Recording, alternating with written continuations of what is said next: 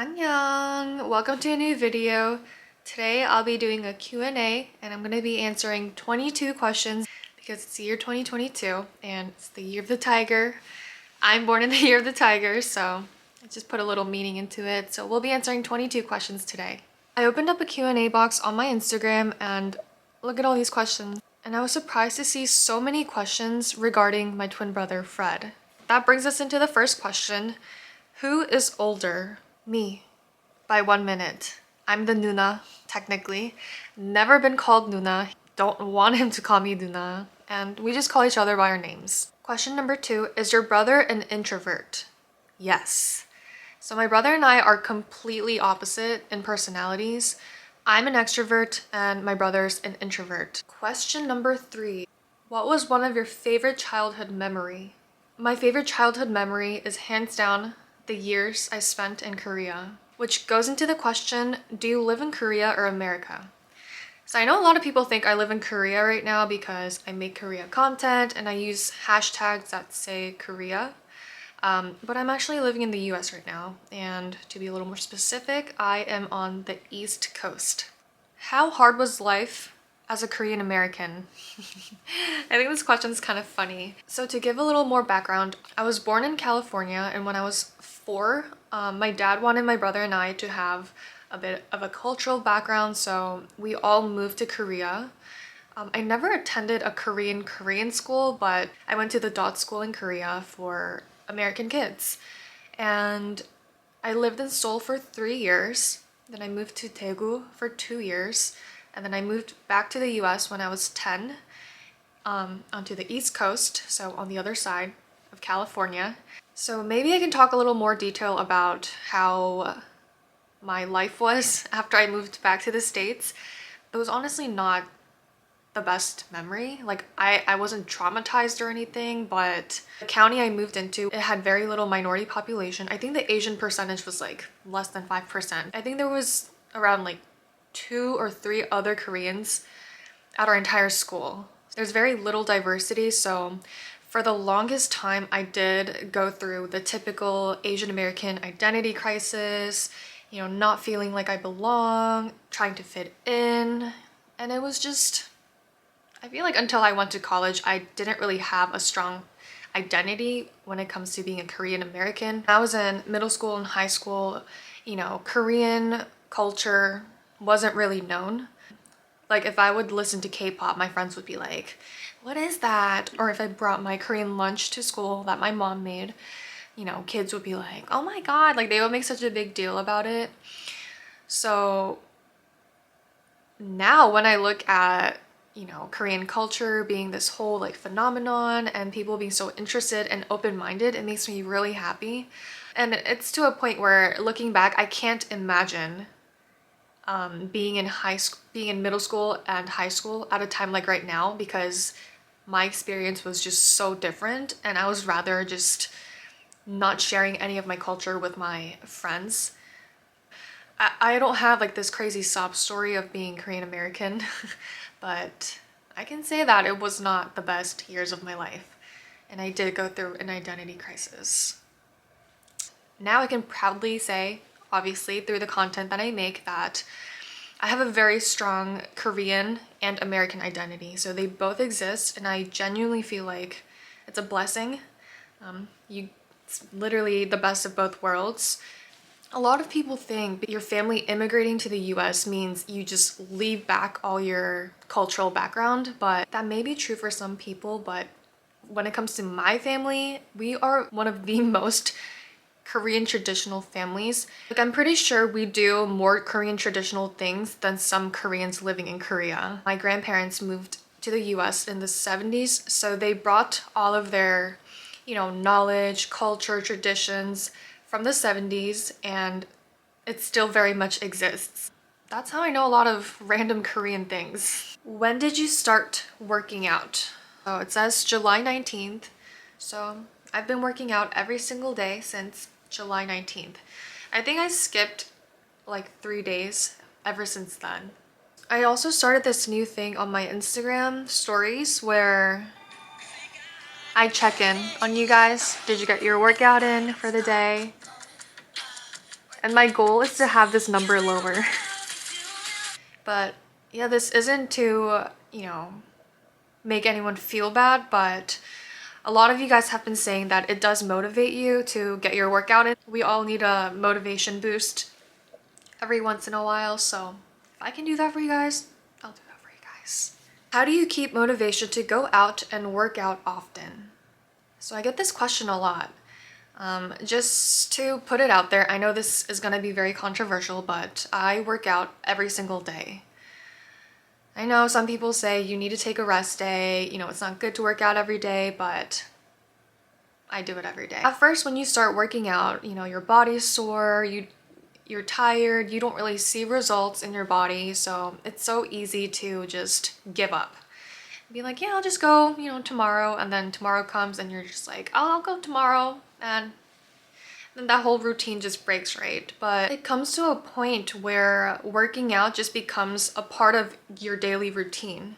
So just like how we sleep every day, just like how we eat every day, working out also becomes something you do every day. And that's where I currently am in terms of working out. Do I do heavy lifting every single day? No, because there was a time when I used to, but I just felt like my body was getting way too tired, and I'm not working out to get muscular. I'm working out to be healthy, and I'm working out to better my mental health, better my sleep pattern. I'm working out to be healthy, not to torture myself. I can't say that there's this one motivator at this point because it just became my daily lifestyle, but something that I look forward to during my workout is listening to my favorite music that I have. I'm telling you, if you create a playlist with your favorite music, then you literally look forward to working out just to listen to that music. I personally feel very motivated to go to the gym just to listen to that playlist because it's really the highlight of my day now. I really do look forward to working out because I just feel so much better after a workout too. Like I feel like all the negative energy just leaves my body and I feel refreshed, my head feels lighter, you know, less stress. How long does it take you to edit a video? Videos for TikTok or Reels, it takes me around like 10 to 15 minutes. YouTube, it takes me so long, mostly because I'm new to this, so I'm just trying to figure everything out. And like I mentioned in my previous video, I say a lot of likes or ums and there's just random pauses between my sentences, so I try to cut that out. So it does take me a lot longer. My last video took me 2 days. So yeah, it really depends on the content and how long the video is. I did just finish recording. I remembered one of the questions was, how long does it take for you to edit a video? So I'm editing a video right now. I'll show you guys how I do it. How do you feel about So this is the video that I will be posting today. Since last year, Korean lawmakers have been pushing for a bill that will require hospitals to place surveillance cameras in operating rooms. The bill was approved by the National Assembly.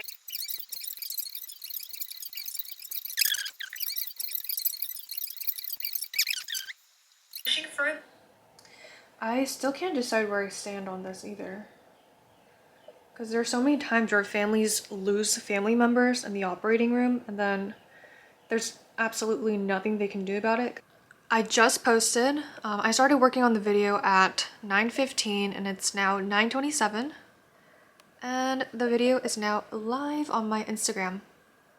Did you always have a disciplined mindset? No. So 2020 is the year I graduated from college, and it took me a while to grow out of that phase and change up my lifestyle and actually build a daily routine. Working out has also helped me, you know, form a more healthy daily routine. So because I work out, you know, I can't stay up past 12 because I'm way too tired. Usually I'd like to go to bed around 10:30 to 12 a.m.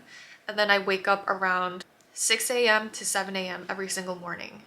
So if I have a lot of things to do, I would wake up at 6 a.m. and if I have a rest day, I would wake up around 7 to 7:30. But waking up at 8 a.m. sounds kind of late to me now because nowadays I have this whole routine and I just don't like to waste my day sleeping anymore. Back when I was in college, just like sleeping in was just giving yourself a break, but nowadays I just don't like to wake up late, any later than 7:30, no matter how late I go to sleep. So yeah, to answer your question, was I always a disciplined person? Not at all. It kind of looks like I'm wearing a bathrobe right now. But I put this jacket on because it's almost Valentine's Day. What do you like to do on a no work day or a free day? I like to just stay home, clean the house, and I like to bake. Have you met any Korean celebrities or singers? Yes. It kind of carries on to the next question. How many concerts have you been to? Not that many, to be honest. I've been to Post Malone concert, Blackpink concert. I think ITZY had a showcase, so it wasn't really a concert, but I saw ITZY. I saw Jay Park perform, and I'm gonna be going to Twice's concert later this month. Why did you upload your very TikTok, and what was it? It's so funny. At first, when while I was in college, I was hearing about TikTok and I was just like, I'm not doing this. Like, this is for children. But obviously it's not. And I love TikTok. It's such a newer vibe to social media. What made you start doing reels on Instagram? I found that my TikTok videos were being downloaded and being posted on Instagram by random accounts. At one point, I was just like, you know what? I'm gonna post all my TikTok videos onto reels and I'm gonna take credit for my own work. Have you ever thought about being an idol? I'm pretty sure every single Korean girl once thought about being an idol. So for me, the girl group that made me want to be an idol is 소녀시대. Have you ever been street casted? If yes, then what company? I have not been street casted, but I was casted. In 2016, I did a Korean traditional beauty pageant called 춘향 선발대회, where you wear hanbok. Yeah, after I got down from stage, this woman started chasing after me and she handed me her business card, and she was a casting manager from JYP Entertainment. How do you manage to still keep up with everything happening, as in this year? It's been real busy. Yeah, there's always so much going on in Korean news, especially right now because it's election season in Korea. And even in the US, there's always something going on. But yeah, I try to make sure that I keep up with both and stay educated and just inform myself, keep myself informed about everything that's going on. How do I manage to still keep up? Not really sure how to answer that question. I just do it. You have a boyfriend? No, I do not. What is your goal for YouTube? I genuinely feel like once you set goals involving numbers, it takes away the joy of what it's supposed to be. I still don't have this strict directionality planned for this channel yet, but I want this channel to be a comforting place. How has social media affected you and the person you were before you started posting? Another reason why I started YouTube was because I felt like I was starting to not have a personality, and especially on Instagram, people just love to overinterpret everything you post. Like one time I posted myself eating Chick-fil-A. I rarely eat Chick-fil-A, maybe like once or twice a year. But there was this one day that I went to the mall with my brother and we had Chick-fil-A, and somebody wrote a whole paragraph talking about why they're disappointed in me, how I'm supporting, Chick-fil-A. Instagram stories, every time people go out, they post their food picture, whoever they're hanging out with, whatever that's going on in their lives, but I don't share any of that because I already get a lot of hate comments on my videos and it does tire me out a lot, and just me posting more just adds onto it, What is the thing you always want to tell yourself? Maximize your youth. This sounds so crazy and cringe, but I really am trying to utilize the youth I have right now. So what I mean by that is time is such a precious thing, and a lot of times we take it for granted. Whether it's taking our health for granted, taking the people around us for granted. I don't want to look back in, let's say, 5 years and be like, oh, I wish I was more ambitious during my 20s. You know, I wish I did this. I wish I did that. I definitely want to do a lot of things out of my comfort zone. I want to be healthy. I want to keep my health at its max. Opportunities, chances, risks. Like, I just want to make most out of this time in my life that will never come back. So that's what I try to tell myself every single day. Are you happy? This is a very easy but also very difficult question to ask because I feel like it's such human nature to not be content with where you are in every aspect, whether it's, you know, where you're at in life, how much money you have, you know, what you look like, your physical, like, you can never be satisfied with anything. It's just human nature. But it's also important to be able to, you know, sit back and count your blessings. It makes me really happy that, you know, sharing my culture, which is a part of my identity, brings you guys joy. I think that's just, I don't even know how to put into words. Like, that's just amazing. And going back to my Korean American question, there was a point in my life where I was not proud of who I was. I did say to my mom at one point of my life, Mom, like, I wish I was white. It's sad, but throughout the years I was able to overcome that, and now I can proudly say that I am proud of who I am. I am proud of my Korean heritage, and I think we should all be proud of who we are. So going back to the question, are you happy? I am very happy. And the happiness that I'm feeling is, you know, not coming from like exterior, like other people. It's coming from within myself. So this does wrap up 22 questions. And I hope this video was a chance for you guys to get to know me a little better. And let me know in the comments if you related to anything I said. I would love to get to know you guys as well. One of you guys also suggested from my last video that I should do a little segment at the end of my video where I do a Korean of the day, where I teach you guys a Korean phrase or a Korean word, and I absolutely love the idea.